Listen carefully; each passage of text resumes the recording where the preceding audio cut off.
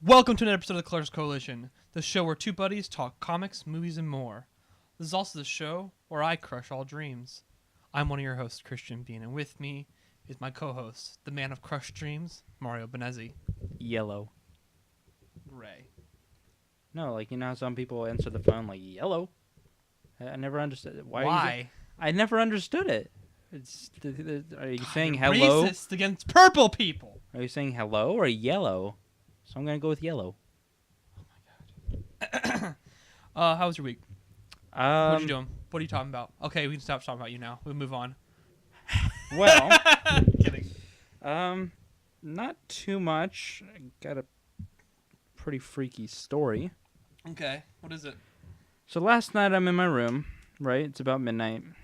And, you know how, like, sometimes you kind of doze off for a little bit. Mm-hmm. You're not tired, but, like, you kind of just doze off. That happened to me. When I wake up, one of my residents is in my room watching me sleep. Watching me sleep. Was it just staring at you? Yeah. Did it, like, sniff you or anything? I hope not. How long do you think they're there for? I don't know. That's the thing. They walked into my God, room that's so creepy. uninvited, unannounced, and while I was sleeping. But why? They had a question about a roommate dispute or something, and it's like, it's midnight. I'm sleeping. Get out of here. You just walked in Yeah. and told them to leave. I don't even remember what I answered for their question. I think I was just like, yell? what? Did No, you, no, were I you th- startled when you woke up? yes, I was. Did you yell? And then I went to sit up, and I had my blanket on. I'm like, all right, well, let me, like, take my blanket off so I don't look like, a bum.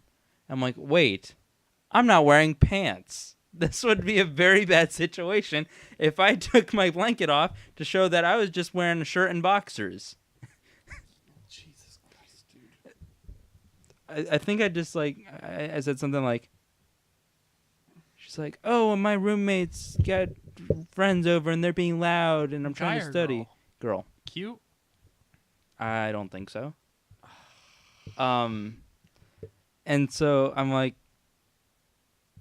talk to them? That's the best advice. Like, there's nothing I can How, do. in God's name, the first words out of your mouth is, get out and knock next time. If no one answers, I'm obviously busy. I was startled, man. I don't. I would three scores of hell would be terrified by how angry I would be with some random person just walking into my room. You're gonna lock your door from now on, aren't you? At 10 p.m., yes, I am locking my door. Good man. God, that's so uncomfortable. Yes, very uncomfortable. I've never felt so uncomfortable in my life. It's so just unnerving to know that people are just willing to just do No. See, this is the thing I don't understand. Who told you that was okay? No one. Exactly. Nobody should ever say, hey, walk into somebody's room unannounced and uninvited. I swear, I didn't have these kind of problems last year in my old building. My old residents actually respected me. And that must have been a real feat. You know what? You're wearing a cat hat beanie. Yes, I am. And now I'm changing it out for just a normal beanie because it's a little bit tight on my head and I feel something soft. Sorry, Bobby. It's okay, though. You made this beanie as well. So, was that your week? Yeah, pretty much. I remember you sending me a text about someone coming in your room unannounced. I'm just like, thank God you didn't have a gun. Like, right in the forehead. They'd be dead. Thank God I was wearing clothes. Oh, dude, if I was butt naked, I would walk out. Because what are they going to do? He was naked! Yeah, in my room where she walked in on me when I was sleeping. I wonder what's going to hold up in court. Actually, probably her side would probably be held you would up. be your side because that's considered in some way breaking and entering. Yeah, but we're all concerned about people's feelings now instead of But that's right not how the wrong. court of law works. Public opinion at least shouldn't sway court of law. It shouldn't, but It doesn't at often. Things either. are weird. It's not Anyway. that weird. You would win that in heartbeat. They would kick her out because if you would have told someone, they probably would have kicked her out because that's just. You never know. You could have just thrown it off and butt ass naked, and there you go. That's the rest of your evening. Mario's just like, no. All right.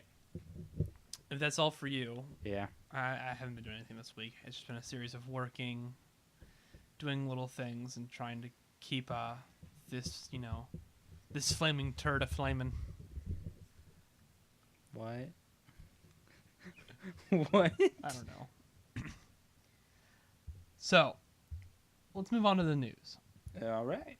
To start, Mystery Science Theater 3000 is returning for 14 episodes on Friday, April 14th, 2017. For those of you who don't know, Mystery Science Theater 3000 is the original show that introduced the concept of a commentary over movies. It's also the show that put Comedy Central on the map and is widely considered, one of the most influential comedy shows to exist in the 90s. Mm-hmm. It had a very successful Kickstarter run, and they had another place where they got funding as well. All completely funded by the audience. All 14 episodes. Sorry, I'm gonna have to burp. Excuse me, I'm sorry. Damn it, Christian. So the show was officially finally announced the release date. I believe, if I remember this properly, when this show comes out, it'll be the biggest success that Kickstarter has had. Yeah, probably. Because they got millions of dollars to do this show off Kickstarter. I think like $14 million, something like that. I think so. It was a lot of money. It was a lot of money. I think it was like the most funded thing on Kickstarter for the longest time. It's pretty impressive. I do think that it being on Netflix is a better place for it to be than Comedy Central. I think they could get a little more freedom that way. That, and they can be funny. I think the one thing, though, the question is that will a modern audience take to it? As much as they did back in the time when it was on Comedy Central, when it was a new concept. Because now a lot of people do this. Film commentary is not something that uncommon. You do it on your podcast sometimes. Yeah. We're going to do one eventually. Yeah. So, I mean, like, is it one of those things that... Well, I don't riff on my podcast. I just kind of... True. Well, sometimes... I made a Trump joke on Superman 3 podcast. Instantly dates that Superman 3 podcast. Well, no, because it was like the bit like right after he's drunk Mm-hmm. and he's flying off, and little Ricky's like, "You'll be great again, Superman. You're just in a slump," and I'm like, "Make Superman great again." It's funny. But I'm looking forward to it. I don't know if it'll. Well, maybe. It's got Felicia Day and Patton Oswalt as main characters. It's pretty awesome. Yeah, it might do well. I mean, I'm gonna watch it. I know you're gonna watch it. The day it comes out. I know the fans will watch it. Yeah, and I think that's one thing that Mystery Science Theater 3000 has, and it's pretty impressive. Has a very strong, very loyal fan base. Yeah.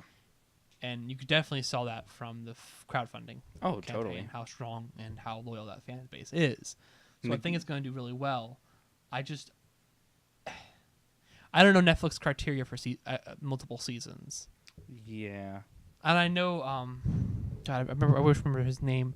It's a gentleman who is running the show right now. He was one of the second host to the show, to the original show. And like his thing was that they really wanted, what they really wanted was they wanted people to constantly change and then be like the Doctor, where you had your host. Well, no, because I said there was constantly circling of hosts. So you had your host, the host you liked the most, and everyone had their hosts where they can connect to, and that's what they wanted, like the Doctor idea, and that kind of fan base. They thought it'd be really fun, considering that's a comedy series, so it'd keep it constantly fresh. But Cartoon Network screwed them. Oh, not Cartoon Network, Comedy Central. My bad. But Comedy Central screwed them because Comedy Central, whenever they have something good, they get rid of it. Except it's South Park. Yeah. But they almost tried to get rid of South Park a couple times. I'm like, what are you guys doing? South Park's what's keeping y'all alive. Yeah, their output is very, very bad. Didn't they deny? Wasn't that where Rick and Morty was first Wasn't that where they first pitched Rick and Morty? Was at Comedy Central? And they told, I think Maybe? the thing is like they told him no. Maybe It might have been either that or Fox. It was one of those two. Because they didn't go to Adult Swim first. They went someone else first. Yeah. Well, either way, they made a stupid decision and lost out on millions. Austin's opening a Yoo-Hoo. The worst drink ever. He literally brings it in before recording. I'm looking at him like, you do realize how much noise it's gonna make, and he doesn't give a shit. Look at him, a fat bastard. His Star Wars PJs. In a comic book. We're not making fun of him now. We love you, Austin. You're the best. So next up in the news is actually something I thought was really cool. This past weekend, from February 16th to 18th, Saudi Arabia hosts the first ever Comic-Con in the city of Jeddah. Jeddah, right? Yeah. J-E-D. Okay. I'm making sure I pronounce that right. I'm terrible at pronunciations. No I offense. thought Jeddah got destroyed by the Death Star. That's why I was questioning it. Because it's called Jeddah. I'm like, I'm not sure if I'm just my Star Wars in me or not. Am I Star Warsing right now? Yeah. The event was organized by Time Entertainment and sponsored by the Saudi Arabian government in an attempt to bring more entertainment opportunities within the kingdom. Cool. The convention allowed public gender mixing, where the usual law in Saudi Arabia prohibits men and women from collaborating in all public areas. 3 big stars attended the event, including Charles Dance and Julian Glover. I can't pronounce the names. Tywin Lannister and the Grand Maester from Game of Thrones, and Mads Mikkelsen. I can't remember his name, but the villain from Doctor Strange and the Jin's dad from Rogue One. So I love that actor. He's very talented. He's also Hannibal Lecter in the show about Hannibal Lecter. It's a very good show. What is it? Lecter? Hannibal, that's what it's called. I know it was one of them. Yeah. It's a very good show. It's a I've heard. very good show. Like, I've heard. Is that on Netflix or no? I don't know. I always say, like, our buddy Thomas showed it to me. He's one of the first got me watching it, and I told him after I watched season 1, like, this show has no right to be this good. It has no right. It's just too good. The event was a complete success, which the Saudi government has led everyone to believe that it will continue an annually held event. I'm very happy to hear they got that. I'm very happy that it worked out for them. You know, it's another group of comic fans and comic nerds that are able to, you know, get involved and not feel like, because it's hard being a comic fan and having no place to go. Yeah. Oh, we know that. Where it feels safe, and like Comic-Con's a big deal because you have a place where they can come together. Just a bunch of other dorks like you. Yeah, and they're all like-minded, so you don't feel like you're the only one. Especially in Saudi Arabia, that must be really hard considering how much trouble they have on a daily basis. And it's just nice to have this like really nice shine of fun and light, and it shows they're growing and they're getting better. And everyone says, "Oh, they're terrible, this terrible." I'm like, no, but they're getting better. Yeah. It's a slow process. But Change it's doesn't happen overnight. It takes gradual steps. And I'm really happy to hear this happen. Like, this is really cool. Like, there's a little Saudi kid who just went to his first ever Comic-Con, and he thought he would never go. He thought he would never go to a Comic-Con, never go to experience a Comic-Con in his life, and he got to go to his first one ever, meeting, I mean, honestly, some huge stars. Yeah. So good for them. Really happy to hear that.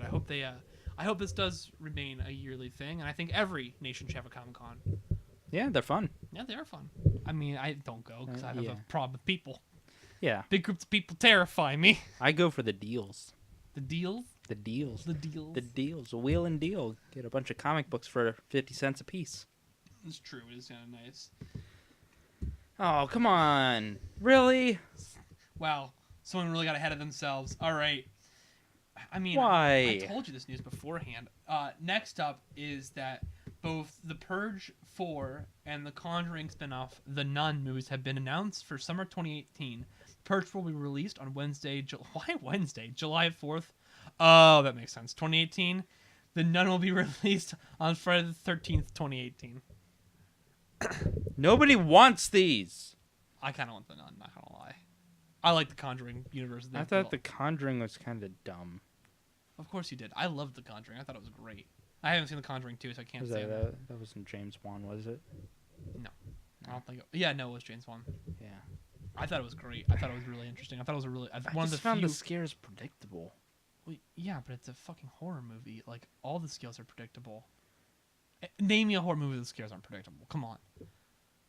When you grow up, you see them coming. At that point, it's no longer necessarily how predictable the scares, but how well done are they. The Shining. Tell me you saw the guy in the dog suit thing coming. But it's not really a scare. That's just a weird. Yeah. moment. Well, it's unpredictable. The lady in the bathtub. Yeah, I totally saw her turning into a hag. That's not hard to see coming. Okay, well, I still liked it better than The Conjuring. So That's fine. I'm just saying that you can't you can't say a horror movie scares are predictable when all horror movie scares are predictable. It's how you do it, not necessarily how predictable. Well, what they about are. the scene in Halloween where the detective guy he's looking at something, and a guy comes up behind him, and you think it's gonna be like Michael, but it's not, and it's just a regular guy, and it scares you. Well, you knew something was going to happen. Like they linger the moment long enough, and the sound cues you in, and you're ready for it, and then suddenly it makes you jump, and I'm like, doesn't matter if it's a killer or not, it's still a predictable scare. But there wasn't like a boom. But it's still a predictable scare. You're a predictable scare. Yeah. Horror movies aren't smart, dude. I know. They can be clever and they can be well done, but they're not necessarily always scary. The older you get, the less scared you get at horror movies. Unless some people, and I know there's people out there who are very scared of horror movies, and you know what? You soften my heart a little bit. You do, just a little bit. I'm talking to you, Bobby. All right. No comment. The Purge doesn't need a fourth movie, and I mean, I like The Conjuring. I haven't seen The Conjuring 2. Annabelle was terrible. Terrible. My problem with it is they're milking this thing. That's my problem. They're milking that. From one what I movie. heard, Conjuring 2 is a natural succession. Like, it was definitely worth it, and it was better. It not only did what the first one did, but did it better and continued on with it, which is good. But how many movies are based around that one movie? You got The Conjuring, 4. The Conjuring 2, 4, Annabelle, now Annabelle 4. 2, The Nun. Oh, Annabelle 2 did happen, didn't it? But Annabelle 2 was also really good, wasn't it? No, Annabelle 2 hasn't come out yet, has it? That's coming up in like. Oh wait, no, that's already out. Is it already out? Yeah. I don't know. I mean, fine, but how many Friday the 13th movies? How many Halloween movies? How many Jason? How many Freddy Krueger movies have we had? How many of all these different series have we had? How many Ring spin-offs have we had? Far too many. Yes. So for the Ring, you can movie, criticize. yes. If you're going to criticize this movie, you have to criticize all of horror, and horror is a cash-in And for that, we must criticize Hollywood, which I already do on a daily basis. The release dates are smart. The Purge 4 definitely doesn't need to happen, considering that the Purge 1, 2, and 3 aren't very good. They weren't good. But they make money, so I guess, yeah, they're gonna make. If they can make money, fine, whatever. But it doesn't mean they're good. Next up is, speaking of Annabelle 2 and Lights Out director David S. Sandberg is in talks with Warner Bros. To direct the upcoming 2019 Shazam movie. But why? Because when I think boy getting magical powers from an ancient wizard, I think evil mutant doll. Yeah, that's what I think. I think monster that attacks me in the dark. Yeah, that's what I'm thinking. God, why? I mean, Just no, because I mentioned this earlier on an older episode. We already did something similar where we had Richard Donner come off of The Omen and do Superman. So, that's fair. That was pretty good. That might work. I don't know. I guess with Richard Donner, The Omen is a fantastic film. So not necessarily it was a horror movie, but it was a great movie. Yeah. So he came off a great movie and made another great movie because he's a great director. With this, it's a mediocre to poor director coming off 2 mediocre to poor films. I've not seen Lights Out or Annabelle 2, so... Annabelle 2 is complete trash. Well, I haven't seen Annabelle 2, but Annabelle was complete trash. I don't know if he made Annabelle 2 as well, but Annabelle 2 didn't need to happen. Lights Out was stupid. Great concept, but it was stupid. Oh, well, and it was really heavy-handed. So I don't think that's the right director choice for that. I don't think his style is conducive for it. But here's a good choice. Warner Bros. Has finally confirmed that Matt Reeves, even though the back and forth has been going on, he will indeed be directing the upcoming Batman movie. We'll see how long that lasts. Yeah. I mean, I hate to be so negative about it because I want this universe to succeed. I don't want this universe the way it is. No, to succeed. I want things to get better. Let me rephrase that. I don't want the universe as is. I don't want to exist. If this is the universe I'm getting for DC, I don't want it to happen. I just don't feel like this is DC. This isn't the superheroes. This is a weird third-rate Watchmen version of these characters. If I wanted to read The Watchmen, if I wanted The Watchmen, I'll just go watch The Watchmen. A better movie than BVS and Man of Steel combined. It's kind of just an okay film, though.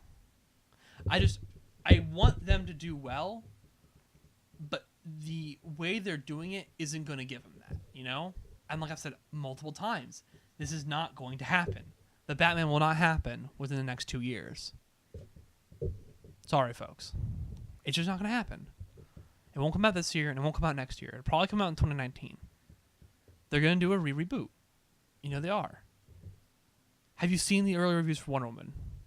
The best people have been giving it, it's like, it's okay. It's not a good sign. Really not a good sign. And it's sad because Matt Reeves is a great director. You know what he's directed? Yeah. What? He's done War of the Planet of the Apes. He's done all 3 of the Planet of the Apes. That includes the newest one. The man is a god. Oh yeah, and he did Cloverfield as well, but who cares? Did he do 10 Cloverfield Land or no?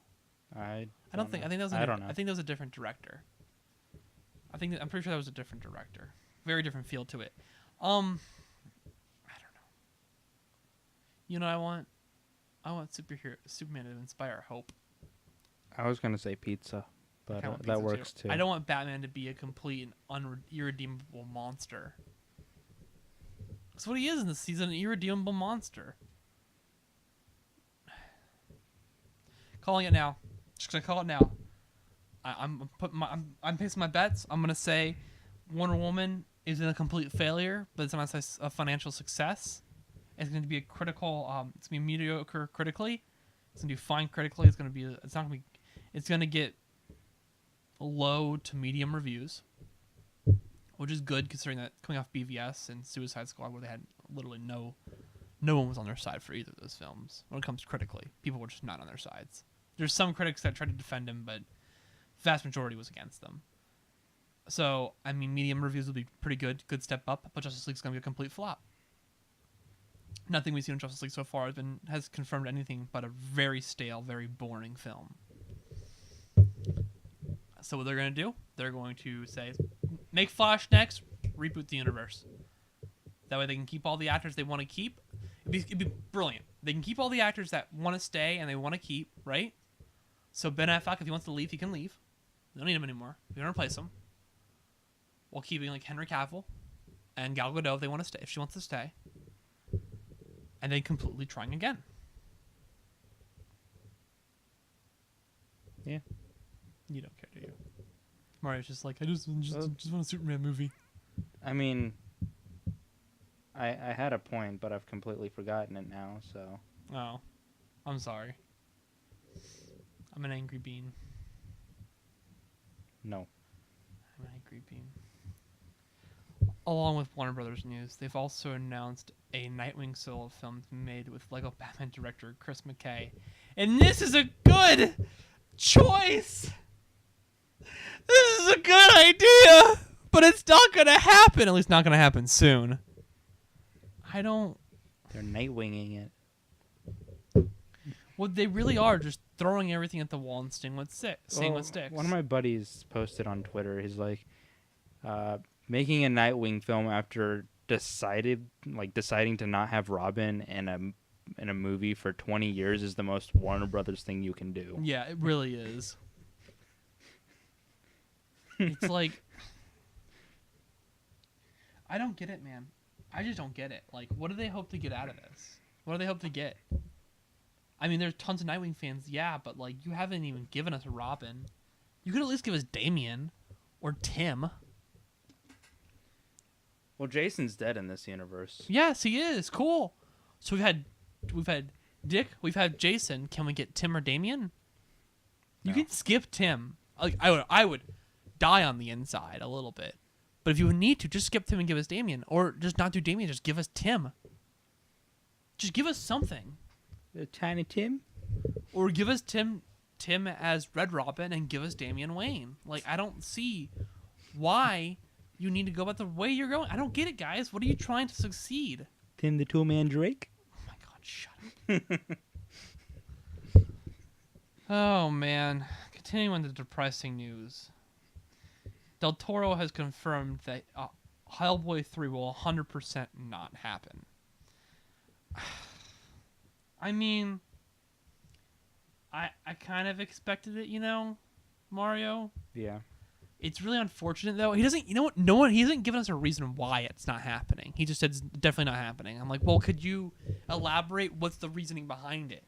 Like, why? Is there not a script that works? Is there not a studio that's willing to take it on? Is the team not willing to work on it? Can you tell us why it's not happening? Just like it's just not going to work out because we can't, or as simple as just saying it's not going to happen because the pieces don't fall together. Unfortunately, we don't have the necessary tools to make a film in a reasonable amount of time. Because they are on time crunch, These actors aren't that young. Nope. They can get one more good Hellboy, and that's all they're going to get out of them. But they can't do it in a reasonable amount of time. I get it. Just tell us that at least. Don't make it seem like you're quitting. That's unfortunate. It is unfortunate. Were you a Hellboy fan? Did you like the movies? Yeah, I liked them all right. I like them all. They're pretty cool. Comics are obviously way better, but I think they were pretty fun. You got Mignola on that. Yeah. Nothing can top his style when it comes to Hellboy. Yeah, but the films had this really fun interpretation of it all, which I really enjoyed. That was very entertaining. And good time.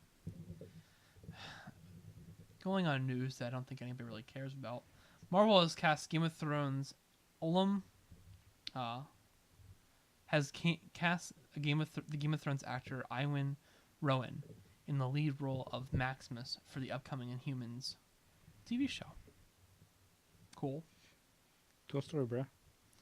For those who don't know, Maximus is the crazy brother of Black Bolt. Bean hates Black Bolt. I can't stand him. I think he's such a freaking useless waste of my time. There's nothing interesting about him. He's so boring. That's because he doesn't have any dialogue. Shut up.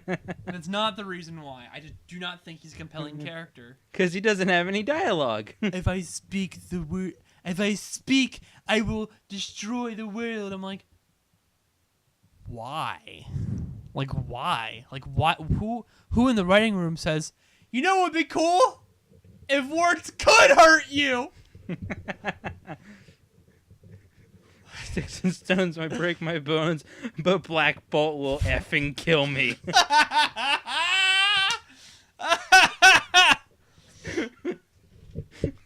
Oh my God. It's just such a stupid character. He's just so stupid. That's a problem with all the... So the problem with the Inhuman characters, they're stupid. What? I'm laughing at that. And the problem with the Inhumans is that they are literally space mutants with stupid powers. That's what they are. They're space mutants with stupid powers that no one cares for. They're right. I just don't get why. They're just doing Inhumans because they can't do the X-Men. They're just doing Inhumans because they can't do mutants. I want all the Inhuman fans to realize that. The only reason you're getting Inhumans is because they can't do mutants. And I guarantee they're going to butcher the Inhumans. Because there's nothing interesting about them. They have to butcher it to make it interesting. I mean, I don't want it to be bad. I don't necessarily want anything comic or, video game related to be bad, but sometimes it's just bad. Yeah, I mean, if they were smart, they would just completely change the Inhumans formula. Make it to where Black Bolt can at least whisper or something stupid like that, or maybe he can turn sign on language. No, he does the ring language. I'm pretty sure there was oh my God, from Arrival, the best. I'm pretty sure wasn't there a continuity where he could do sign language? I don't. Austin, you read a lot of comics. Could Black Bolt do sign language at one point? A little bit. Okay, sort of. All right. Oh, so they have their own form of sign language. Oh, okay. Well, that makes some That's kinda cool. sense. Just give him a little whiteboard. The conversation's moving far. He's got to write out a long sentence. The conversation's moved far beyond that point. He puts it over his head like it's a little dialogue bubble. He goes to write a plan for taking down the villain. They've already taken care of it. Draws a very intense diagram, puts it above his head, points at it vigorously. Oh man. God, I'm gonna get Boy, howdy. boy. Oh, Satan, get behind me! Let me cut the effing cake. I love that movie so much. All right, moving on. So Star Wars Rogue One is going to be getting a sequel, and it's called A New Hope. No, I'm just playing with y'all. The sequel is a novel titled Inferno Squad. It'd be written by Christy Golden, which is to be released on July 25th, 2017. The story is to focus on an Imperial task force that's there to take down Saw Gerrera's extremist rebels group, and it's also given the ending to Jar Jar Binks, and we got a little tidbit of that earlier in the week, and I can tell you right now, if someone had read it, it's sad, because it's one of those things, like, they're not making fun of them. It makes complete sense. It makes a lot of sense. I don't know, since it's already out, I'm gonna spoil it anyways, because I mean, it's already out. You can, like, it was used as every time. So, from what we understand, the tidbit we got is that Jar Jar Binks has been a poor street performer, ever since the Empire took over. Because the citizens of Alderaan, not Alderaan, Naboo. Sorry, the citizens of Naboo. My bad. The citizens of Naboo blame him for the Empire coming to power. Now, I know what you're all thinking, but isn't that Sidious's fault? Now, remember that Jar Jar Binks was the one who did convince the rest of the Senate to give Sidious full control until everything was figured out. Yep, it's all his fault. And so a lot of people, it makes a lot of sense that the Nabooians, the people of Naboo, would blame him because, yeah, and he meant well. He didn't mean to hurt anybody, but it was an unfortunate event. And it's really well done, and I think it's a really perfect ending to his story. Because all Jar Jar Binks ever wanted to do was do the right thing. What? You could say it was a series of unfortunate events. Shut up. All Jar Jar Binks wanted to do was the right thing. Right? That's all he wanted to do. All he wanted to do was the right thing. And the problem is that sometimes, the problem is he can't really see people for being bad. He only saw them for being good. I don't like the character, but he at least means well. I like the character a lot. I think the character is really interesting. I think they really. No, I prefer him in the stuff that's not the movies. I think the Clone Wars shows expanded on his character, made it honestly pretty wonderful. Oh yeah, him in Clone Wars was so pretty great. Rad. Like when they go to Cato Nemoidia. Yeah. He was with Mace Windu at one point. Yeah. And everyone thought that Jar Jar Binks was the Jedi. And I'm like, yeah, boy. Yeah, boy. That's the best. Oh, it's so funny. Oh man. But it's pretty sad and pretty great. I'm definitely gonna buy the book and probably read it, all of it. You're totally gonna buy the book. Yeah. Don't kid yourself. I'm actually behind on the Star Wars novels. I've read synopses. I know what plot wise. The general. I know the stuff. relevancy behind them, so I know what's been going on in them. But there's a couple that I haven't read yet. I don't own any of them. I've downloaded all the ones that I've read. I just haven't been able to find them in covers that I like. True. Aftermath, but a lot of them are just okay. The only problem is that that's the one thing that this new universe has been kind of stumbling on is the novels have just been mediocre so far. They should make Darksaber canon, or do a version of that. They're gonna do a version of it. Oh please! That was a good story. As long as the fans like it, they're gonna do it again. They're gonna because they try and bring back the they're big bringing stuff. back everything that people like. Yeah, like Grand Admiral Thrawn. People forget that Star Wars universe is the old EU is comprised of two things: the things you loved and everything else. Yeah. There's a lot of people bad in there too. Well, Disney took out all these things I love. No, they're reintroducing it in a way that A, fits within cohesively in the series, and B, isn't riddled with garbage. I love Star Wars. But I will sit here and tell you that if you try to explain to me that the extended universe wasn't 90% complete and utter garbage, you are living in a fantasy world. A fantasy world. Because it was terrible. It was terrible. Yeah, there was a lot of bad There's stuff. an entire story, canon story. Now, Lucas did say, no, it's not canon anymore, where Han Solo and Chewbacca come to our world. Yeah. Yeah, that was cool. It was stupid. It was cool. Chewbacca's the Sasquatch, stop. And Yeah, Indiana Jones was in that too. Was he really? Yeah, he was. I remember someone wrote that and it was like Lucas. It was Lucas signed or something stupid, or then just like, oh no, it's not canon. I'm like, why though? Why does this exist? What about Tag and Bink were here? I just it's people need to understand that like things like this are really good because God, they're fixing Star Wars. Because Star Wars used to be really hard to defend the extended universe. Yeah. I'm looking forward to it though. We're getting a BioWare game with one of the greatest video game writers ever. I'm excited. I'm excited too. I'm excited. Okay, so moving on. That's what the kids The are Lion saying King now. live action movie.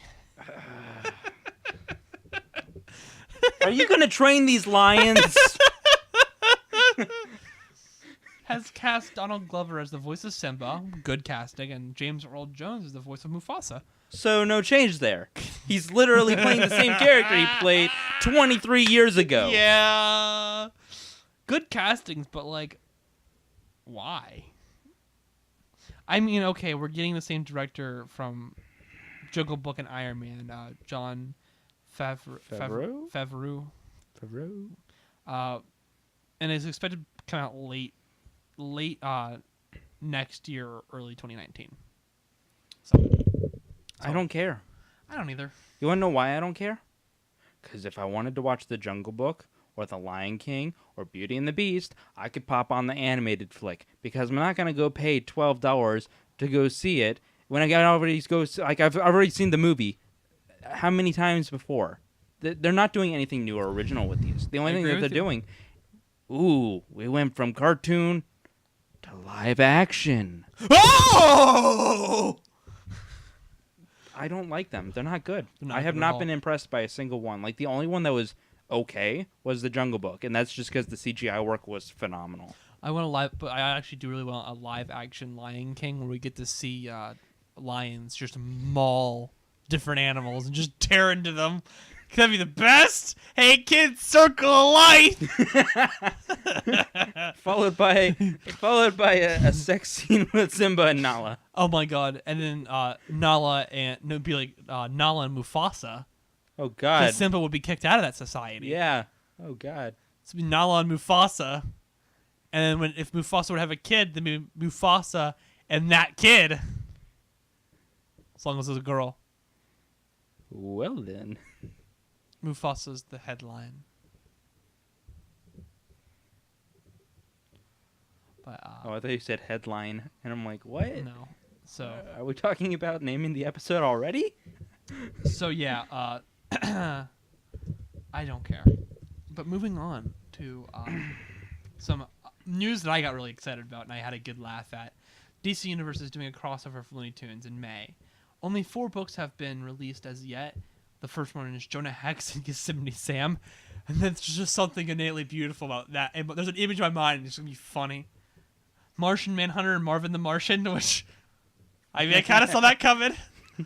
Lobo and Roadrunner. I want to see that. Now, in my first... and I'm not going to lie. You fragging bird. I'm not going to lie. I just want to see Lobo take the position of Coyote and helping the Coyote. Oh, and just yeah. Both of them getting their butts handed to them by the Roadrunner. And it'd be the best. And the third thing, I'm a little biased, but the concept, fourth thing, the concept alone is perfect, and the writer is just something great. It's Batman and Elmer Fudd. Elmer Fudd. And it's being written by Tom King. Be very, very quiet. And- We're hunting jokers. Oh my god. It's so great. There's nothing more that I love. Wait, watch them go after a white rabbit. Go through a psychedelic trip through the Wonderland with the Wonderland crew. Please. Elmer, oh my god. Whoa, I never had this many drugs before, Batman. I mean, the 60s were weird, man, but... Oh, man. Okay. So, I can't believe Tom King's running that. There's just something so beautiful about that. I want to read the Jonah Hex Yosemite Sam one. Yes, same here. I don't understand how that's going to happen, but I really want to know. Dude, I love Looney Tunes. I love Looney Tunes so much. It makes me so happy to see doing an action. Superman's going to be with Bugs Bunny. Let's be honest. Oh, I would love to see Superman with Daffy. Daffy. That'd be hilarious. The snark on both their sides. I'm glad that Warner Brothers / DC is having fun with these properties because they own both of them. The last time we did this was just covers. I like how now we're actually getting stories, just one-shot stories. Aren't they doing like some annuals soon with some like one-shots? Yeah, they're doing like something with Adam Strange and somebody else. Oh yeah, we're getting one-shots. Yeah, annual stuff like that. Who? Oh no, that's with Hanna-Barbera stuff. Never mind. We're also getting I think. No, sorry. I was going to say speaking of annuals, end of March would be an annuals. End of March, for those of you know, the last week of March is going to be light on comics because we're only going to be getting some annuals, which is fine for my wallet. Yeah, so we're probably only going to be getting like 3 comics. There's more snacks for the movie theater. Just a little warning. Last but not least on this list is in the New York Toy Fair. We have a bunch of new figures announced that include Wonder Woman, Beauty and the Beast, Spider-Man Homecoming, Ghost in the Shell, Westworld, Troll Hunters, Twin Peaks, and many more. Now, we're not going to talk about all of those. We are going to touch on some of the ones that we were really interested in. Mario, you collect more figures than I do. Yeah. There are a couple in here I want to talk about because there are a couple in here that I'm really, really excited for. Oh, do you want me to go ahead? Yeah. Well, pop-wise, we got images for Wonder Woman, the pops for that movie, and then the concept art for the Justice League ones. The Superman one looks rad for that. And then I'm going to get both of the Wonder Woman ones, because I love 1D. Mm-hmm. Multiverse figures, they announced a Rebirth Superman figure and a Jessica Cruz. We're also getting a Rebirth Batman. Yeah. I've been really happy. Well, that one, they announced that a while ago. But did they really? Yeah, but I'm so excited for that one, because... Rebirth Batman. We're also getting the Duke Thomas, and on here it says Robin, but Duke Thomas is not Robin. Anybody who's been bugging me, Duke Thomas is not Robin. He made that very clear. What else did we get? We got Batman, the all black suit with wings, which is pretty cool. Yeah. We got a Batmech suit, which is pretty cool. I mean, I can see a Batwoman, Jessica Cruz, Green Lantern. I'm excited for that one. TV series Martian Manhunter, which would be kind of interesting.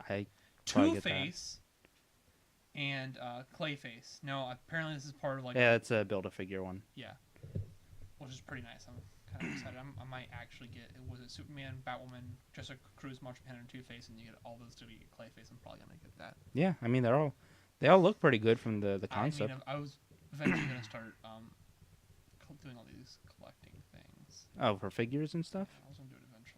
I'm kind of deciding whether I want to or not. I'm trying to remember what else they put out for pops. There's one big one that I'm really excited about. Bunch of Rick and Morty pops. Yeah, they have was it Snuffles or the dog from Rick and Morty with the helmet. We're also going to get an animated style Robin figure. We are. Yeah, pretty cool. We would be oh. remiss to talk about real fast the catastrophe that is the Belle from Beauty and the Beast figure that looks like Justin Bieber. It looks bad, folks. It looks terrible. Do yourself a favor. Look up the Barbie, Beauty and the Beast, Emma Watson.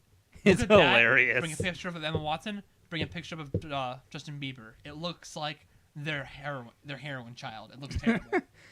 We got some really cool DC Icons figure announcements. We have a 2-pack with Doomsday and Superman from the Death of Superman, which is pretty rad. Pretty cool. Yeah, we're getting a comic-style Supergirl DC Icons, which I'm going to get. And then here's something that I know we're both excited for. a 2-pack Icons figure set Oh yeah, of with John Kent John and and- Damian I'm Wayne. so excited for that. It looks so great. And then they're doing Metallica Oh pops, my and I'm god, really they're happy. doing for the Two-Face, they're doing Romita Jr.'s Two-Face, Ooh, which looks freaking awesome. they're doing Metallica pops, and this makes me very happy. Same. I'm going to buy all the There variants. goes all of my money. What money do doing- I have? They're doing Dark Knight Returns Joker, and it actually looks really good. I'm probably gonna I haven't seen him anywhere yet. I think he's like an exclusive to like a Walgreens or something. That's Rona Walgreens. I think. Oh, we are getting Batman, the Batsuit, and Batman outside the Batsuit. The Jim Gordon Batman. That's pretty sweet. Again, we had a bunch of other stuff. They showed some of the stuff that they're doing for the Star Wars Black series. They had some really cool stuff. They got a Qui-Gon Jinn coming out. Yeah, I saw that. They're Good doing for them. like Tusken Raiders and Jawas, and they're doing like I mean, we've already larger. had that. In, Well, they're doing like a 40th anniversary thing for Star Wars because that turns 40 this year. oh my god. It does. But they're doing like the Kenner style packaging. Like, okay, that's pretty cool. Yeah, it's pretty cool. I might have to pick a couple of those up. Yeah, those figures look pretty amazing. But that's the news for the week. I think now we should probably get into our comics. Yeah, let's do it. So, first up, we have Action Comics number 974, written by Dan Jurgens and art by Patrick Zurcher and Steven Segovia. Boy, howdy, what an issue. It's pretty good. It's pretty good. It's pretty good. I liked it. Me too. I don't know. I felt a lot of the issue. I'm like, okay, this is cool. This is cool. This is cool. And in the very end, I'm like, oh, okay. I'm excited for the next arc because this is a. They should have just called. They should have just named these last two issues like what's the next what's the big Superman Reborn. Superman Reborn. They should have named it Superman Reborn Prologue, or yeah, Yeah, that's what they should. Fair enough. Who is this? Because the problem is that they misnamed this arc. I don't think it's bad. I think it's a little misnamed because you don't learn who this Clark Kent is in this line.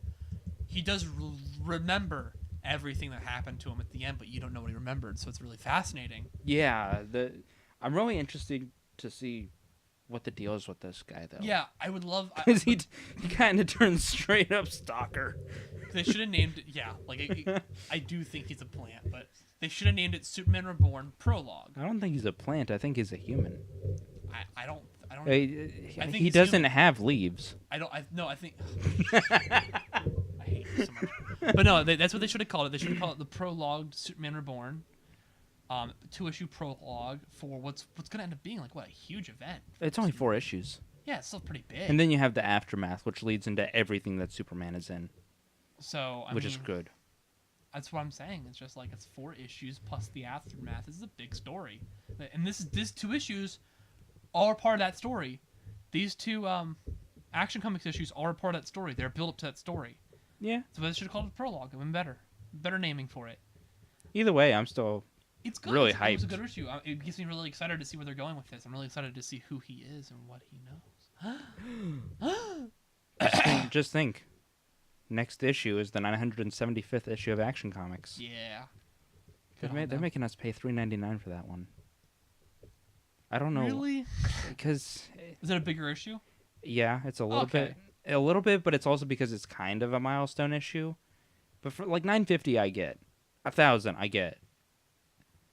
But $9.75? Guarantee issue 1,000 is gonna be $5.99. I will pay it in a heartbeat and buy Oh, I all will the. too. I will buy all the variant covers. I probably am going. I to have as well. 3 of the 4 variant covers for Action 900. Good on you. I'm only missing one, and it's because I can never find it on eBay. Wow. It makes me sad.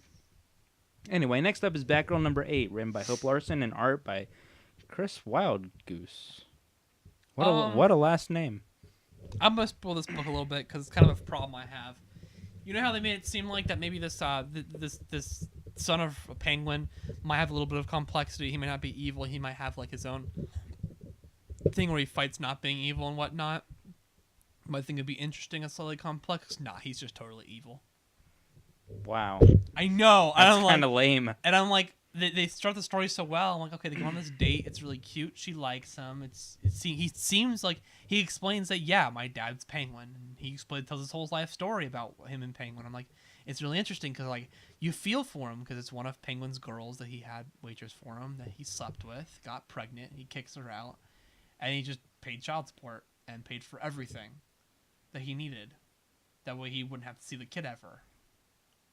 Which is really fascinating. There's a whole story about doing that and like how the kid got into school, got in this really nice Ivy League school on his own, with grants and everything, a full ride due to his own accord. And Penguin was going to give him the money to go, and he goes to Penguin's, I don't want your check. Take your money back. I was able to get him by myself. And like Penguin was like, oh, I'm ashamed of you for doing this, whatever, something stupid. It was pretty interesting because like you feel for him because you're like, wow. A part of him still wants his dad to approve of him, but another part of him doesn't want his money because he's never there. I'm like, this is really cool. And then like his dad says, I'll rip up the check or use it. I don't care. Just don't, just get out of my face. So he takes the check and decides, oh, I'm going to spend this check on doing good for the world. Oh, yeah, good gesture. Yeah, which is like my dad's an evil person, and I'm gonna use the money that he gave me to do something good in this world. And then it turns out, he's totally evil. That bothers me, and I'm not even reading the book, and that bothers me. No, it's out of nowhere. It's like, okay, there's this question of whether he's good or evil, and this really sad, really interesting story. And yeah, his business isn't perfect, and yeah, it has its flaws, but he's not that bad of a guy. And in the very end, it's like, he's totally evil. I'm like, man. All the moral complexity behind that's gone. It's like, he's totally evil. Get over yourselves. I'm like, come on. What are you doing? That was really cool until you ruined it. What?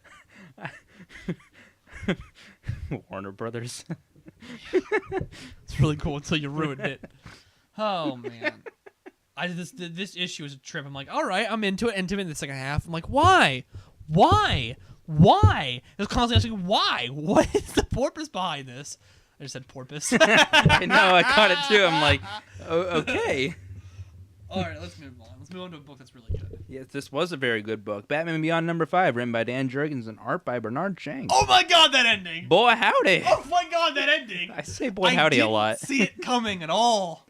I kind of, like, near the last 2 or 3 pages, I saw it coming. I'm like, oh no. Oh yeah, well, but like up to that, no, I didn't see it coming. No, boy! I had a suspicion beginning of the issue, and the second half, like the halfway point of the issue, I'm like, okay, there's something up about this guy. I'm like, okay, I got a suspicion here, and oh my god, that ending, whoo wee! Bruce Wayne's back and alive as ever. Awesome, cool. We get old man grumpy Bruce Wayne, which is the best Bruce Wayne. It's like regular Bruce Wayne, just older. I like this Terry McGinnis suit. I do think the eyes are a little weird looking. Maybe it's just the way that they're drawn. Yeah. The cover is really misleading, though. It is very misleading. But man, was that an issue. That was an issue. That took you for a ride. I cannot... Why do I have to wait a month? I know. I want this one to be bi-weekly. I just want it to come back. Please. I want it to come back. I want it back. I want it all. I want it all. And I want it now. Well, everybody that was listening is stopped listening. So thank you for that. You're welcome. To the people who are still listening, next up we have Blue Beetle #6, written by Keith Giffen and art by Scott Collins. It's better. Better? Yeah, it's better. We're staying. Cool. Yeah, we're staying for the. Is super cool. We're gonna stay for the next issue because Dr. Fate shows up. Finally, and it seems like next issue Dr. Fate's actually gonna do stuff, and like what happened in this issue was actually pretty interesting. Yeah, like there's a lot of God, what's his name? The main character? Yes. Jaime Reyes. Reyes, that's right. There's a lot of Reyes overreacting in this, I feel. And I feel it was a lot of him overreacting to get to the ending point. Yeah. Which is fun, because the ending was cool. I feel like this would read a lot better in a trade. I think this would read a lot better in a bi-weekly book. That too.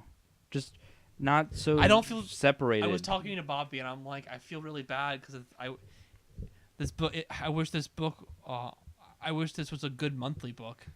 But it's not. It's a terrible monthly book. But it'd be a good bi-weekly book. There are some books that are monthly that you can totally wait a month for, like, not because they're bad or anything, but it's because it's worth it, because you're getting quality month to month. And you feel like every issue feels like you're getting a month's worth of story. Like Batman Beyond, it feels like I've gotten my month. Oh, I'm totally satisfied for Yeah. the next month. I Like- want the next issue now, I but know. I'm satisfied. A week and a half before it comes out, I'm like, oh my god, Batman Beyond's coming out this week. I'm excited. Let's do it. I'm really pumped for the story.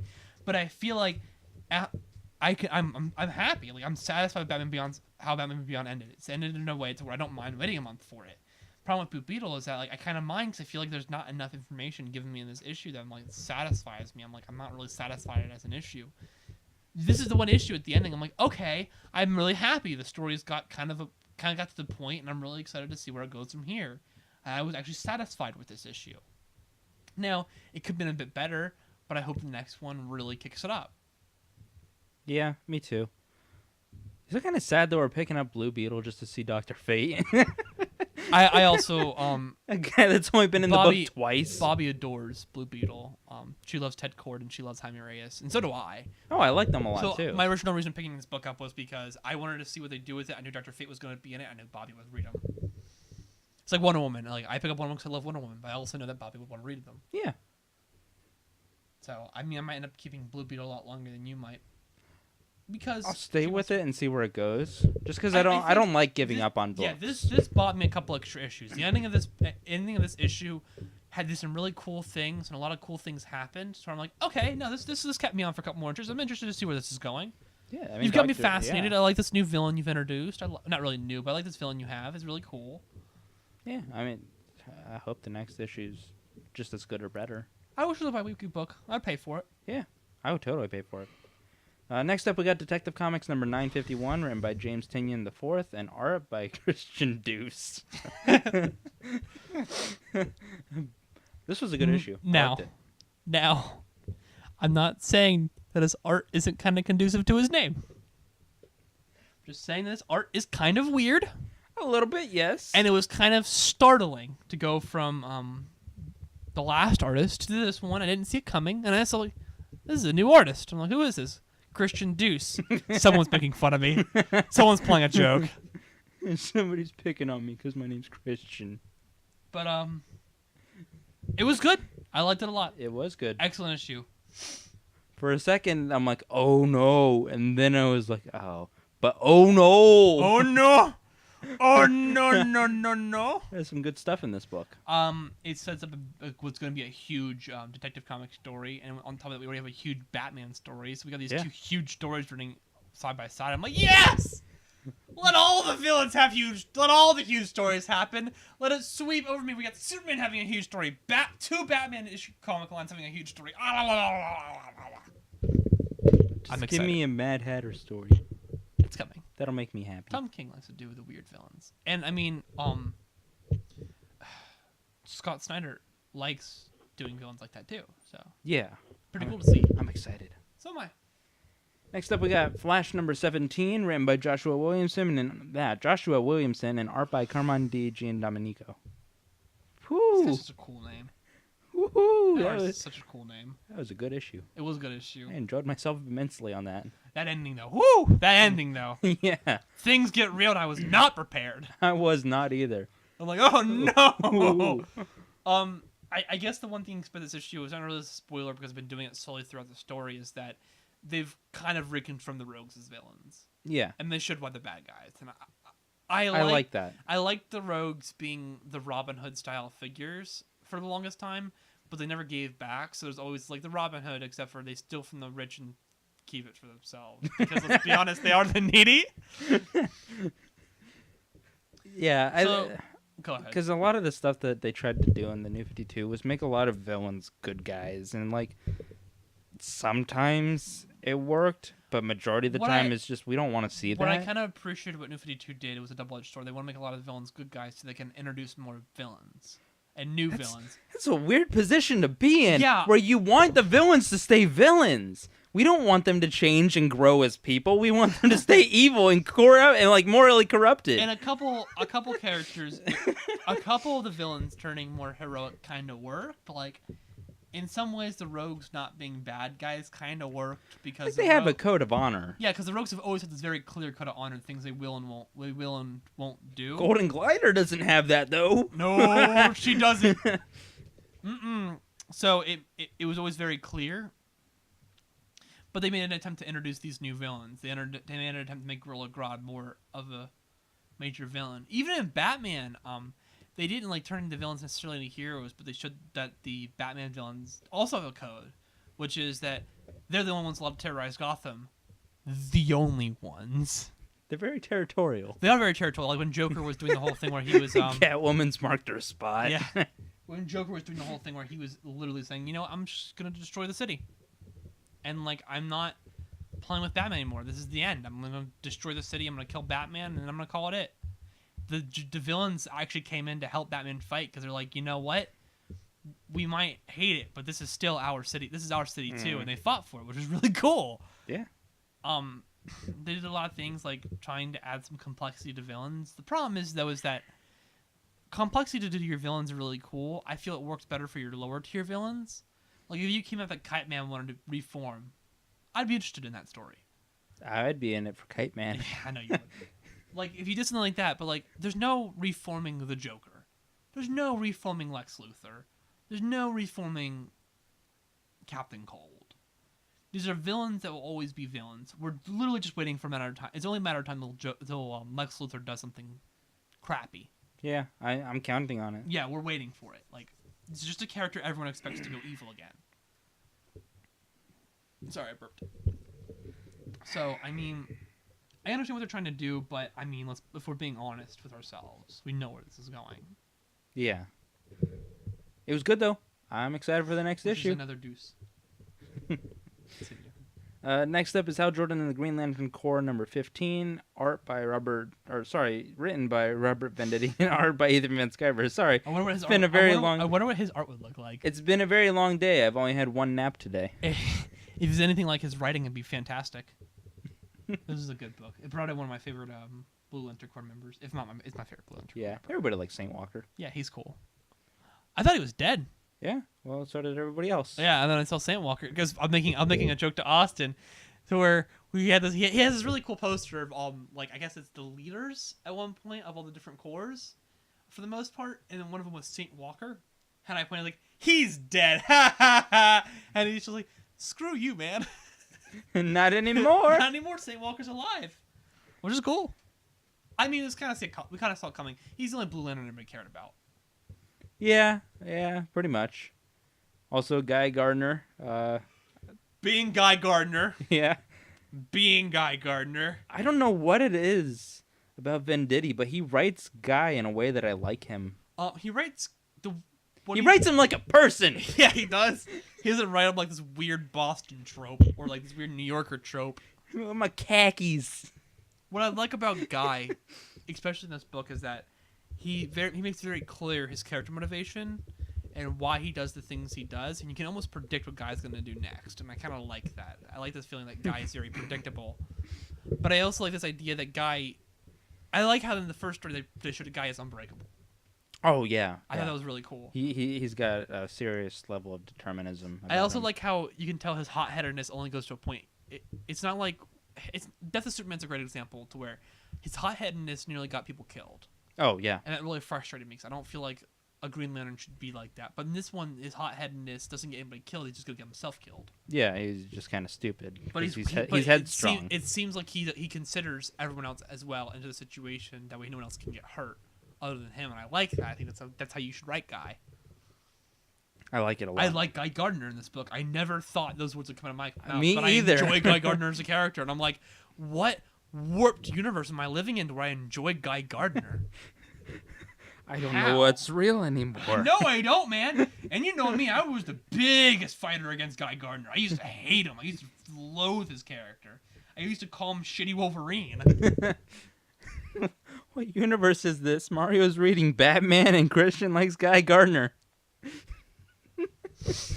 There was a long period of time where I didn't pick up Batman comics. Just for reference. For a long period of time, I wouldn't have blamed you. Yeah. Next up is Hellblazer. You're a genius, but some of the things you did were really stupid. Hellblazer number 7, written by Simon Oliver and art by Philip Tan. This book's weird. Philip Tan not in that way. It's weird as in like Philip Tan draws his characters like anime characters. it reads like an anime. And at first I'm like, I don't know how I feel about it. Like, Oh yeah, you showed me a panel, and and you're kind of like Constantine confused. looked like he popped out of like Naruto or something. I was almost half waiting for Constantine to go, Oni-chan! I'm like, oh god! But hey, where's the sushi? and it is kind of striking at first that you don't like. It's wow, okay, I don't know how to feel about this. But then the art kind of works. Like it looks interesting, and I think it's because it's unique for a comic book to have this kind of very glossy style to it. That I'm like, all right, I'll see where this goes. It kind of works for Hellblazer. It kind of works for Constantine. This is a weird look for him. So it was good. Kind of a slow issue. I think the only problem with this issue is that Oliver's a pretty decent writer, but he hasn't been doing Hellblazer necessarily that great. But he's been doing it good enough. So, I mean, I'm going to continue picking it up. Because it's fine. I'm interested to see where this goes. I'm also kind of waiting for the ending of the story arc. Because it's taking forever. You're just waiting for it? I want to see how it ends. I'm curious. They brought in genies. Genies are the villains. Genies. I think that's cool. It's a cool That actually idea. is kind of rad. I mean, they're called Dajin or Dudjin. I can't pronounce the name. Or Jin or something like that. Yeah, but, Jin. Jin. And which is basically genies. It's the proper term for what we understand as genies, and it's actually really cool. It's a really cool idea. And Robin Williams shows up. I'm not gonna lie, when they said genies, I'm like, are we getting Robin Williams? I think they take a joke about that too, which is pretty great. Oh god. All right. Well, next up is Justice League of America #1. It's written by Steve Orlando and art by Ivan Reyes. I love this book. It was good. I like this book a lot. I like these characters. I like how they're doing these characters. I like how everything's happening in this book. I really enjoyed it. The chemistry is there. Yeah. Oh yeah. I do think they're arguing a little too much. A little bit. But I mean, this is. I think this kind of gets away with it because it's a team of extreme opposites. Except for, ironically, I thought it was really cute. Frost and Adam. And Adam. Yeah, I'm like getting along. So really should well. I be pulling for you guys to be a thing? Yeah, like you're kind of weirded out. I was like, it's kind of cute because she's like, they reconfirmed like, I'm a scientist. Remember, I was a brilliant scientist. So here you go. I did this thing. And I'm just like, I just got really cold. I'm just really cold now. I'm still a scientist. Yeah, like I thought it was a fun little line. I'm like, okay, that's fun. It's cool, and I kind of like how he's like, all right. He's the one person that doesn't question her. He's like, him and Batman just don't question her. They believe that she's a good person now. I'm like, that's kind of cool. I'm excited for the next issue. I am too. I'm really excited. It's bi-weekly, right? Is it? It's yeah, bi-weekly? it's bi-weekly. It is bi-weekly. It comes at the weeks that Justice League doesn't come out, which is Oh, awesome. boy. It is awesome. Oh boy! So we always have a Justice League type book now. This is pretty cool. I kind of wonder where this is going to build to, though. That's got to be because that's gross. I wonder if anybody actually heard that burp. Continue. What I was going to say is there's a reason that Batman's put together a team of humans, and he says it's to inspire other people to rise up and be good. But I know there's a reason. But Tim Drake even pointed out that he's preparing for something. Yeah, there's a reason. Yeah, I'm interested to see what that. Batman doesn't do things for nothing. Yeah, I'm excited to see what that something is. Next up is Suicide Squad #12, written by Rob Williams and art by Robin Williams. He's alive. Art by Riley Rosmo, John Romita Jr., and Eddie Barros.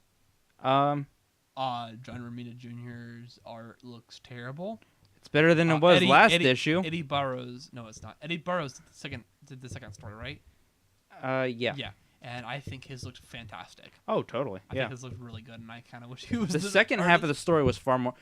Same thing with the first or the last issue. The second half of this book is much more interesting. Yeah. It has nothing to do with art. I just think the second story is just. I thought what the first story was cool, and I thought it was like, okay, this is fun and stupid and and entertaining. But the second story is like, no, this is actually super fascinating, and I'm really curious about how this is going to play out. I don't know if I want to keep staying on this book. That's the thing. General Zod.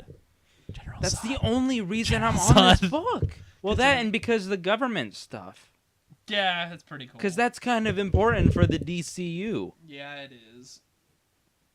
Worst comes to worst, I can continuously pick it up and then tell you when you need to pick up an issue. Because I'm picking up for Deadshot and Harley Quinn. I like Deadshot too. And Deadshot's a cool character. I kind of wish he was black in this. I'm not gonna lie. I mean, they made Poor Nick Fury. well, they made him black. Just do it. Don't say anything. Just do it. Yeah, They did it in Suicide Squad. People complain, but who cares? Those people. Because Will Smith is awesome. Yeah, Will Smith did a great job of that character. And I'm like, why don't you just make him black in the comics? Just do it. Just go for it. We can use more color in the comics.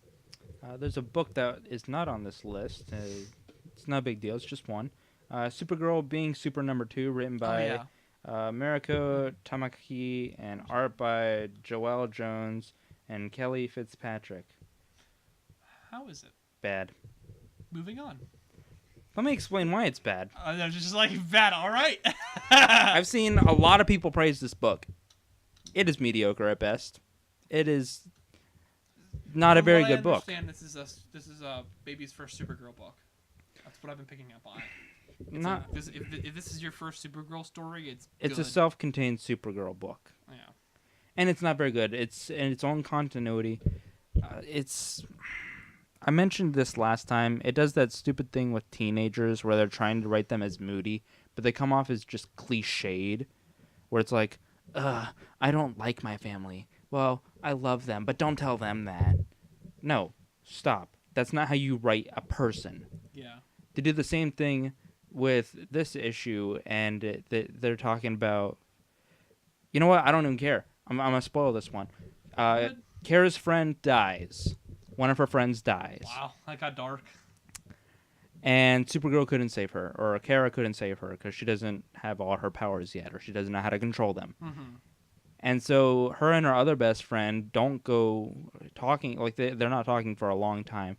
And then one of them texts the other. I kid you not, this is the dialogue.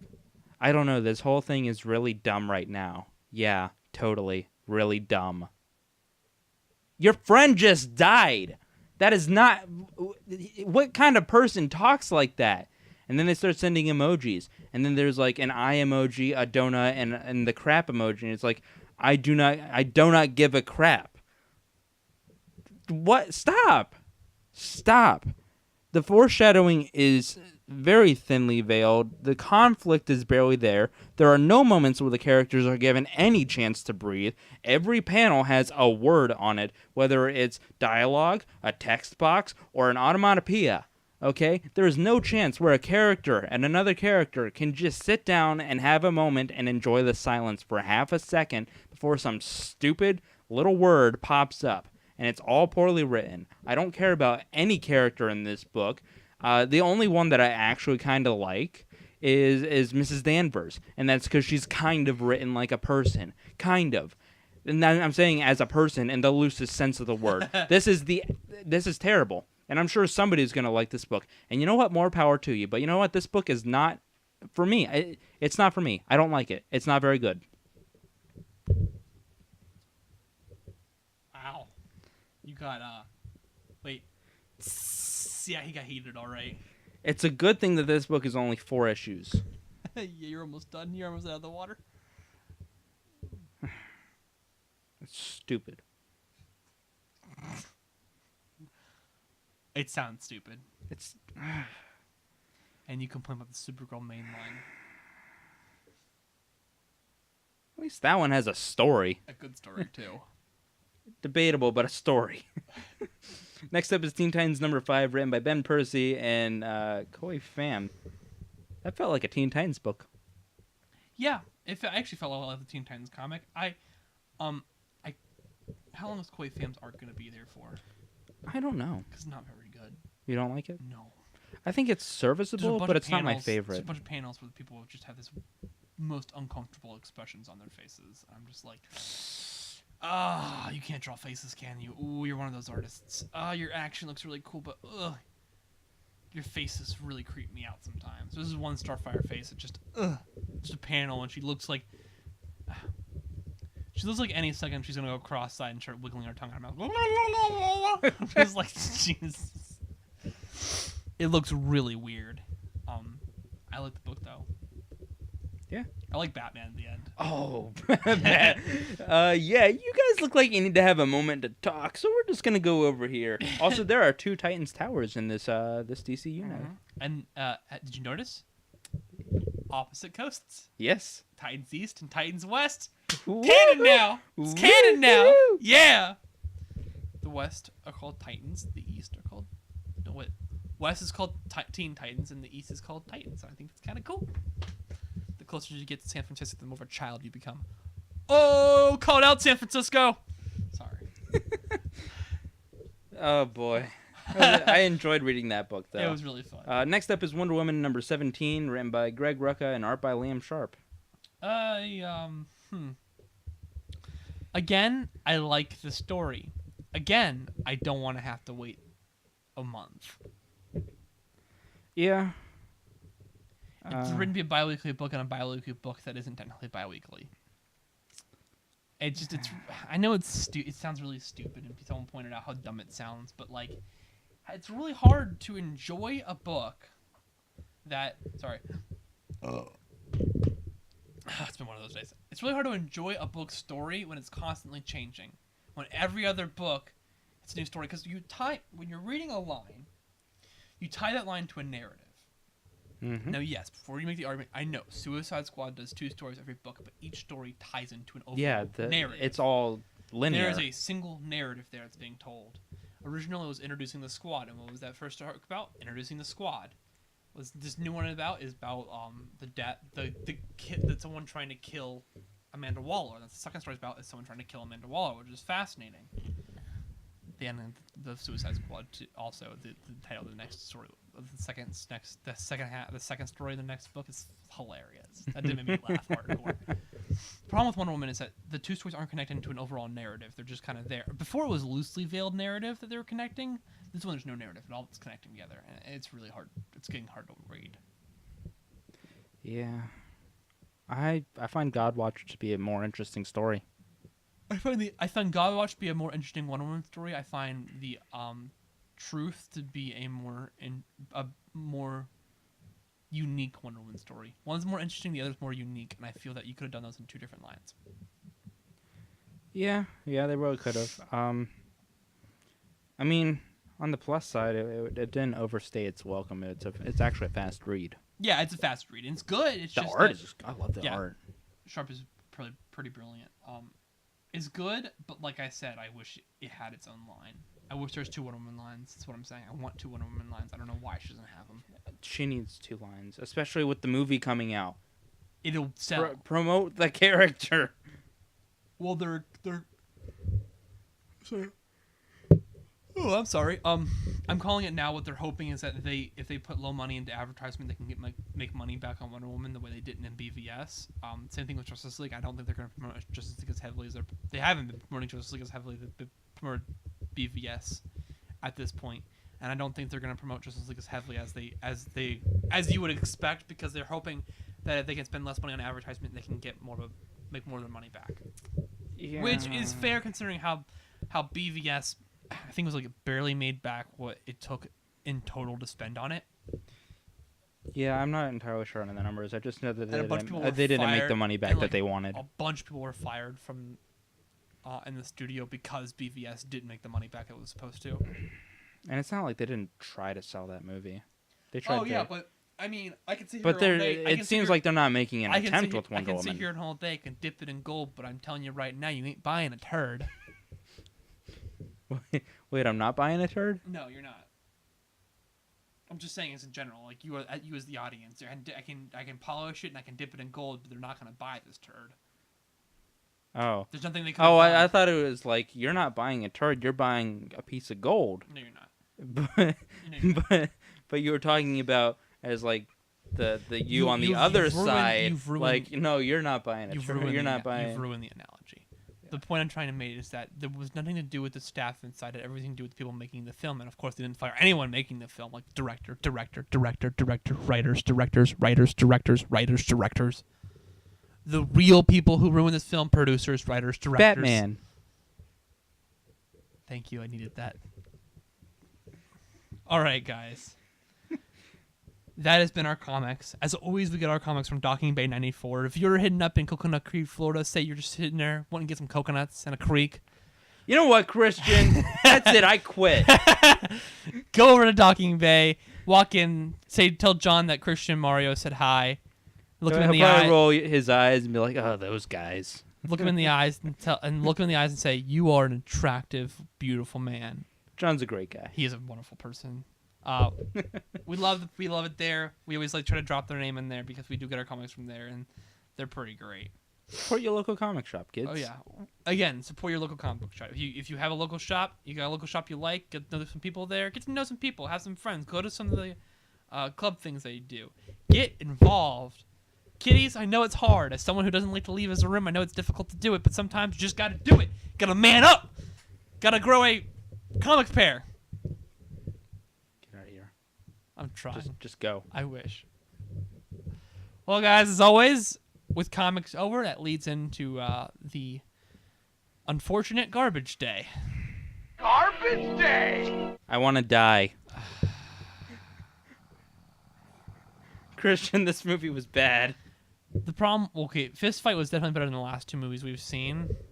The problem with Fist Fight is that It's forgettable. it's forgettable and It's it's not bland. and it's not funny. It's not funny. It's not really that original. There's so many things in here like that's obvious that was gonna happen. There's so many beats the movie's hitting that it's so just generic. The guidance counselor's like, I've seen this character like 15 times. He's the guidance counselor that makes bad life choices. Yeah, you're clever. You know what would be kind of amusing and maybe for only like 5 minutes? What? If Charlie Day were playing the aggressive teacher and Ice Cube were playing the meek and mild-mannered teacher. That would be hilarious. Because the thing is that like Charlie Day and Ice Cube have some on-screen chemistry. They work well together, and it's hard to say that like I didn't laugh, but the times I found myself at least kind of enjoying myself is when Charlie Day and Ice Cube were in a room together. Now it was written like a pile of flaming dog poop, but when they were together, like acting toward each other, they were They were obviously clicking. They were clicking to some capacity. I'm like, that's cool. That's really cool. I wish this movie wasn't so bad. I would be able to enjoy this more. But Ice Cube, you still got it. You're still a pretty fun actor. And Charlie Day, you were Charlie Day. I don't like Always Sunny in Philadelphia. I don't think it's very funny. See, I Drop the mic. Drop the mic. I went Calling into you out, this. Always Sunny. I knew what to expect from Charlie Day. He does this Boring. shouty thing. I think what you're looking This for. high-pitched shouty thing. I think what you're looking for is annoying. He does it all the time in It's Always Sunny. The annoying Charlie Day acting, also known as Always Sunny in Philadelphia. He does it in Horrible Bosses. I'm just doing this make people angry now. I knew what to expect. Yeah. I kind of knew Ice Cube was going to be the aggressive, like, man's man. Though he did make an NWA reference. Where they're about to go to prison. He's like, F the police. Oh, yeah. I'm like, ha. Yeah. We see what you did there, Ice Cube. I like it, Ice Cube. I mean, at least it's somewhat better than his kids' movies. Oh, God. Yeah. My mom made me sit through those. I also wanted to die. Okay, so I have it's not even that big of a complaint, but you can tell that this is a definite Warner Brothers film because they can't say Captain America or Iron Man in this. Like, there's a bit where Ice Cube's character's like, Charlie, I don't even remember the guy's name, but he asks Charlie Day to help him fix the VCR, and he's like, hey, I need you to help me fix this VCR so I can show these kids about a movie about the Civil War, because they think that the Civil War was between Batman and Superman. That joke makes no sense! It doesn't work because Civil War is between Captain America and Iron Man. Don't make a joke when you can't use it! They can make references to Marvel, can't they? That's still... That's I don't think that it occurred to them because, I mean, they had Iron Man sucks in the Lego Batman movie. So it's not like there's no breaking like some clause. They can make references to them just fine as long as they're not blatantly trying to use them as part of the plot. I don't get it, man. What I don't understand is that someone had to have read the script, right? Yeah. There's nothing here that really reads like a punchline. And that's a lot of the problem, is that there's a lot of things in here that could have been super funny. The audience was the punchline. We were the suckers that wanted to go see this thing. Oh my god. It's so hard to have a conversation with you sometimes. It doesn't really read like a comedy, even if you look at the script alone. There's a lot of punchlines, but not a lot of them not all of them really work naturally in the film. Like the whole Civil War thing, right? I know it's kind of stupid, but wouldn't you be teaching that in the beginning of the class, not at the end? Yeah. Why is the guy giving a lecture on the last day of school? Because, I mean, that's probably a good thing. Lecturing. I mean, all my teachers at my collegiate... About a topic as heavy as the Civil War?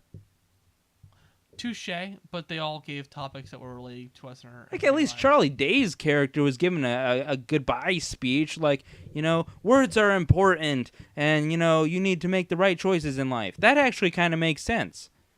A lecture on the Civil War is what made sense to Ice Cube?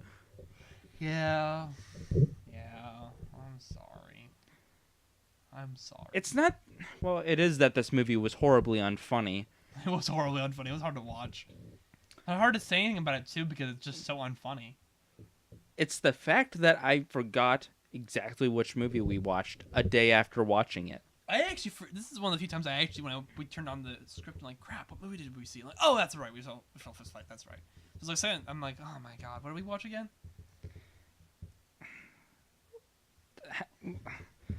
What was with all, like, there were like 4 subplots.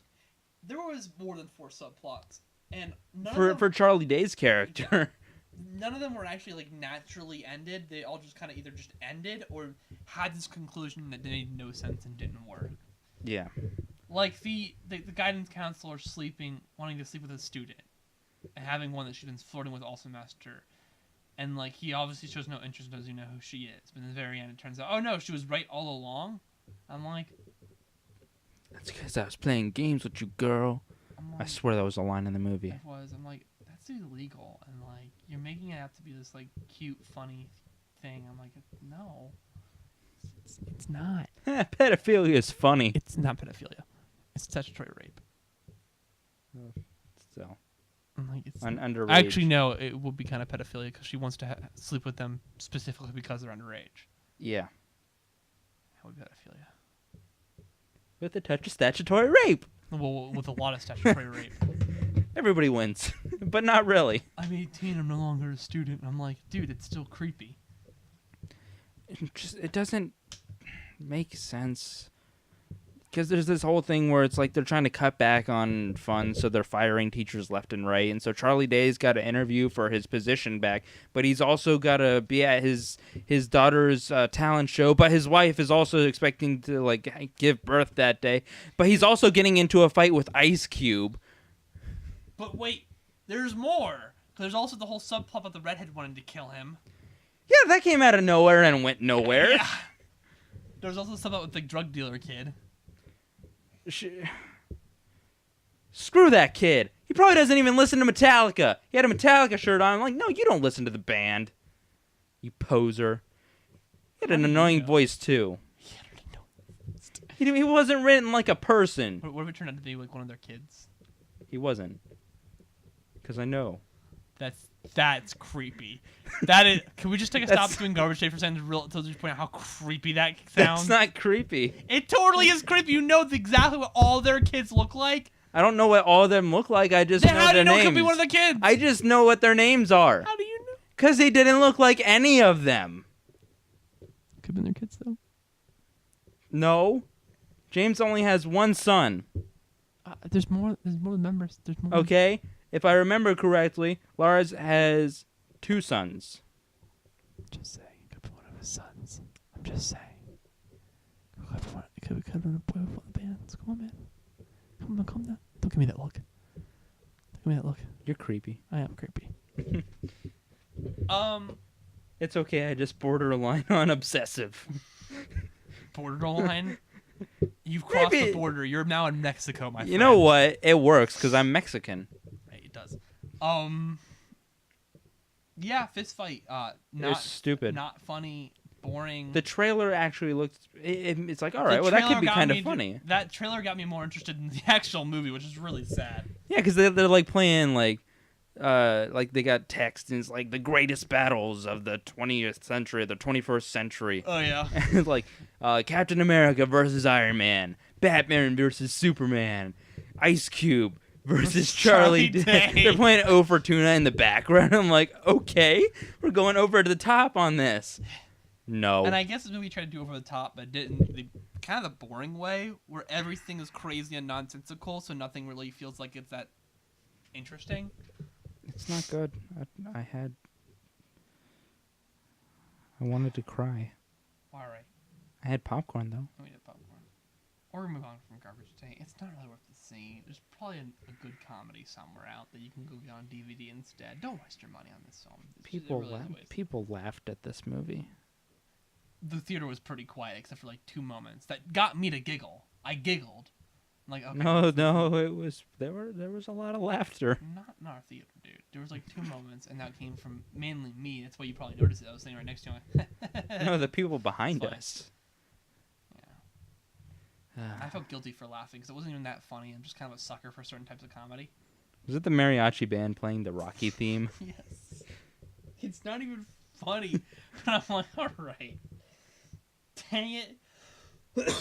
I just play ridiculous out of place references kind of make me giggle. I'm a sucker for it. It wasn't very funny, but I'm a sucker for it. The only thing mildly interesting was the fight itself, because it's like, all right, at least they're not cracking jokes. Yeah, that was a moment like, at least they're not trying to make me laugh. They're not trying to make me laugh. I'm kind of interested in what's going on. It's Ice Cube in the face with a fire extinguisher. Dead. Dead. All right, moving on from Garbage Day. Next up is a rewind, and this rewind's gonna be a little bit different. We're gonna kind of show our film nerd boners a little bit here. Going back 64 years. Yeah. The movie is called Gentlemen Prefer Blondes. Now, I know a lot of you haven't heard of this film, and for those of you who have, good on you. It's a great film. It was made in August 1953. The director was Howard Hawks, a brilliant director. Pretty much a jack of all trades. Yeah, it was very, very good at what he did. The writer was Charles Lederi? Charles Lederi? Lederer. Starring Jane Russell, the beautiful, very talented Jane Russell, and the iconic Marilyn Monroe.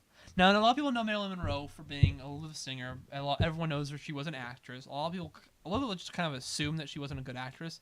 No, she was actually. No, she was. There's a reason why she was so famous, because she was incredibly talented. Go watch Don't Bother Knocking. That's a great film. Or go watch Gentlemen Prefer Blondes. That too. She blows it away. It was really funny because Jane Russell in the film, when she was working with Marilyn Monroe, was so worried that she wasn't going to do a very good job and ruin this film, that Marilyn Monroe actually spent a lot of time trying to build her confidence that you're doing great. And it's funny because Jane Russell is the best part of this movie. Marilyn Monroe is a great time. And it's funny because Gentlemen Prefer Blondes is a comedy musical drama. It's what it is. With lesbian undertones. No, with hard lesbian undertones. Hard. Hard. I don't think it works that way, Christian. God, what is there to say about Gentlemen Prefer Blondes that just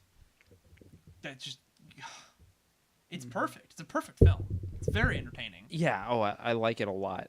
It's very entertaining, but not in that way where it's like, it's old, and I admire older films. You can watch it now and be like, still genuinely entertained.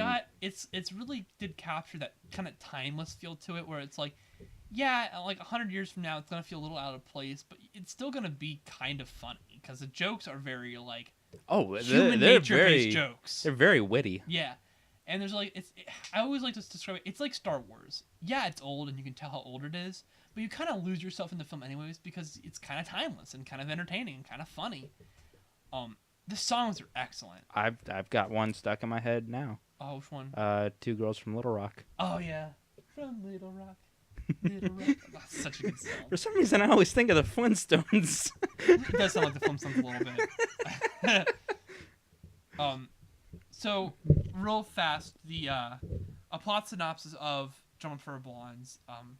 Marilyn Monroe is trying to get rich quick by marrying this rich North Carolina son of a Yeah, business. he's wealthy. Let's just. He's just rich, and the reason he's rich is really it's kind of put as a joke. Yeah, because he doesn't really do anything, and his dad's the rich one. Yeah.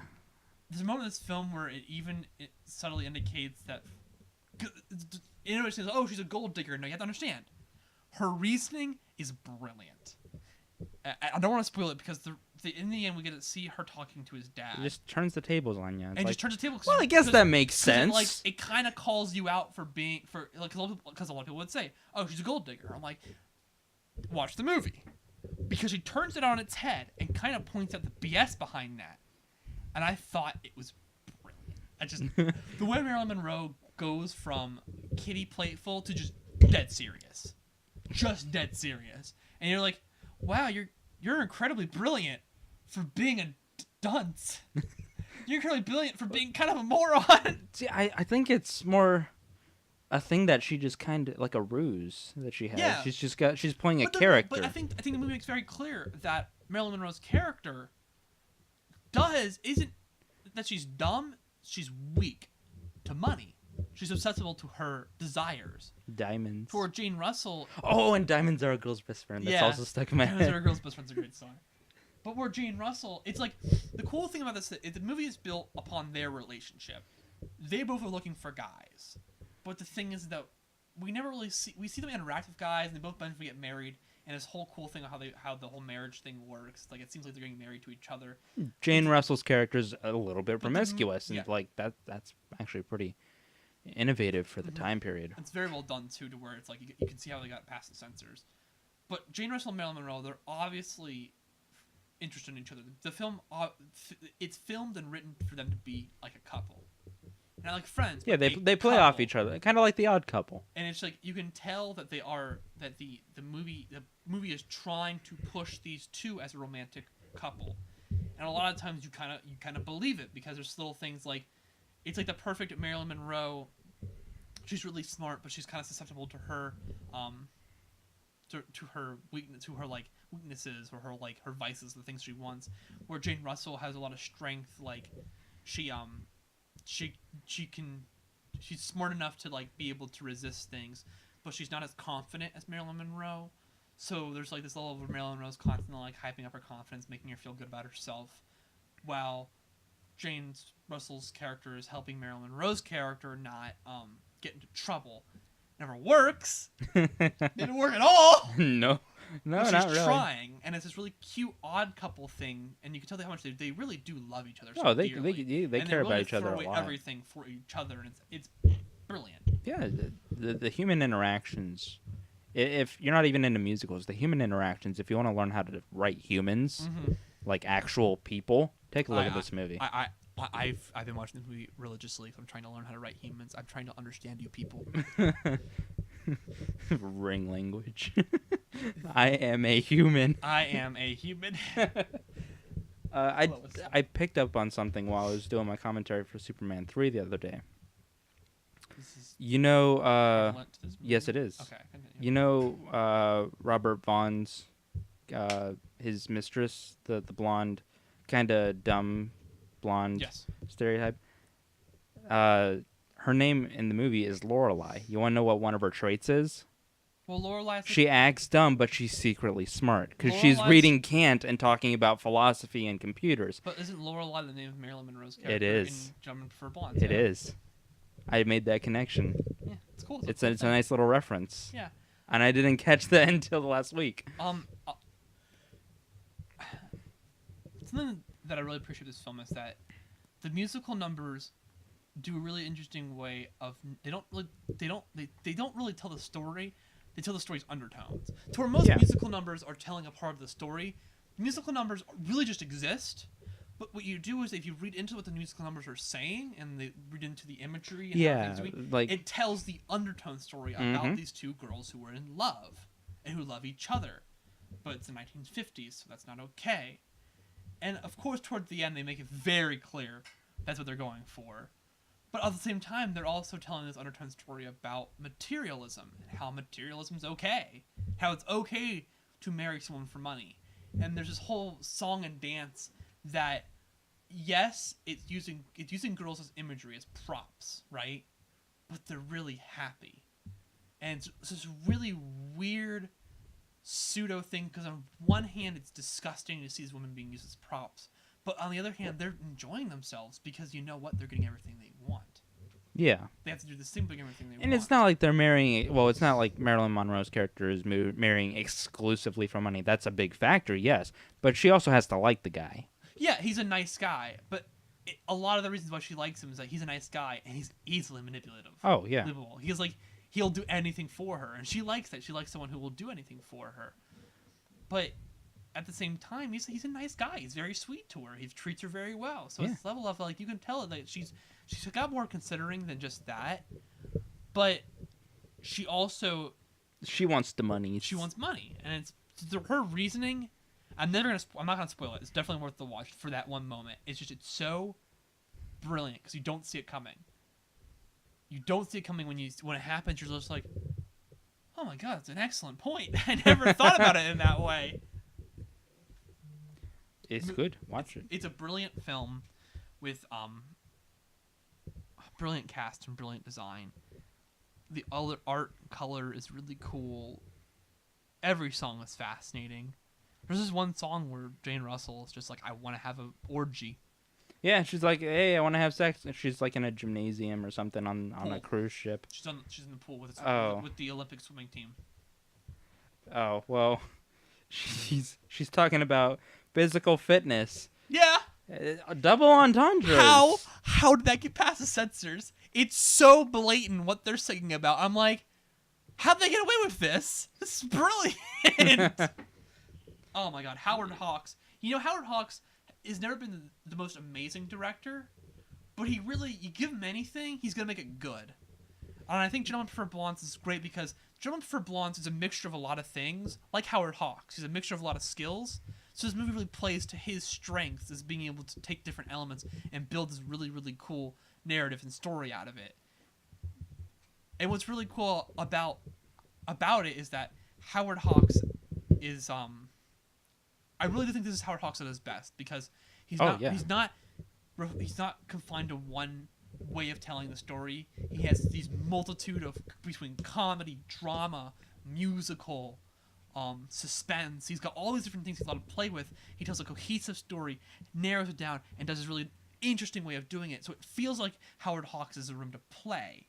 And that's what you can kind of tell he really is enjoying himself because he has a room to play. He has room to do whatever he wants. Every scene is his choice because he kind of at this point he's done enough good films and he's built up enough good grace amongst the studios. So we're like, oh, he'll sell. Yeah. And it's Marilyn Monroe. It'll sell. It's Marilyn Monroe and Jane Russell. These are two beautiful women. They'll sell. Because back in the day, how I looked at it is, all right, director something that usually does well. Yes. Are there pretty girls? Yes. We'll take them, do what they want. They'll sell. There was a time and a place where what was it? The famous line is all you need is a gun, a camera, and a girl, and you got yourself a movie. Who said that? I can't remember who it is. My class wasn't this huge director or whatever, but it was like the idea of the 50s and 60s was that as filmmaking was so easy because all cameras were dirt cheap. Yeah. And the films were basically a murder, hot girl, and you got yourself a movie. Or the Terminator. That's true. And it's just really cool. It's like, and that's what this movie kind of makes fun of that idea because it avoids everything but the cute girls, and even that kind of plays it up but they're completely unattainable because they're interested in each other. So I'm like, that's awesome. That's freaking cool, man. It's good. I want to buy it on Blu-ray.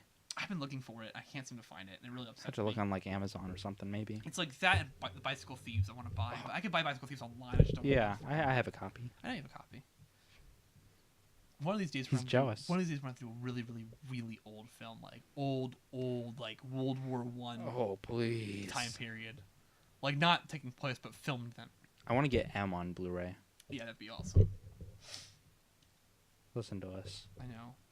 Hey, you know what? You came on. You all knew we were film nerds. We all knew we were film students, something we love, and we're gonna pull out an old 1950 movie that we're telling you right now you need to watch. It's awesome. It's really entertaining, and it has it's really, really good. Like, the story is fun, but the undertone story is freaking brilliant. And don't give me any of the, oh, it's old, so it's not good. No. No, Stop. Star Wars It's, is old. it's the same problem I have with people who can't watch black and white movies because it's like, oh, it's in black and white. I don't want to watch it. No. You're limiting yourself to the amount of enjoyment and broadening of your mind that you can get from those. I kind of get a little. I take a little bit of criticism because I don't do well with subtitles, but it has nothing to do with the quality of the film. It's more. No, I'm talking about can't like attach films to it. that have audio but are in black and white. True, but what I'm saying is that, like, at least I make an attempt to watch really important things like Seven Samurai. I watched Seven Samurai in Japanese. I did it the proper way. There is a dubbing The way of it's it. supposed to be. Yeah, there was a dubbing of it, but no, you're gonna watch it in the original language with the subtitles. It's how the film was presented originally. And yeah, I suffered through it. I paused every 10 seconds to make sure I got every line, and I'm so happy I did because that movie's so good. It's literally Star Wars. It's literally the first. It's like the original Star Wars. It's so good. Jumping for Blondes, excellent film, good time, really enjoyable. I definitely recommend seeing it. But guys, as always, it's been another episode of Collectors Coalition. We're really happy to be here. Really happy to you guys come on, like, comment, subscribe, do all the doodly-doo things that you do. Wherever you're listening, SoundCloud, like us. We would like that. We'd like you if you like us. Probably, I don't know.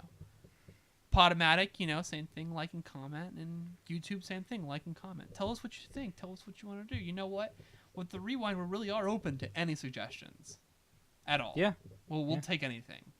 Do you want us to discuss something? We'll discuss something. Take a look back at anything. But until then, we'll see you all next time. Adios. Howdy ho! Why? Another week, another episode of Clutter's Coalition, a Magnesium Studios production. Prolonged exposure to this podcast may cause the following side effects. Visiting our website at collectorscoalition.com.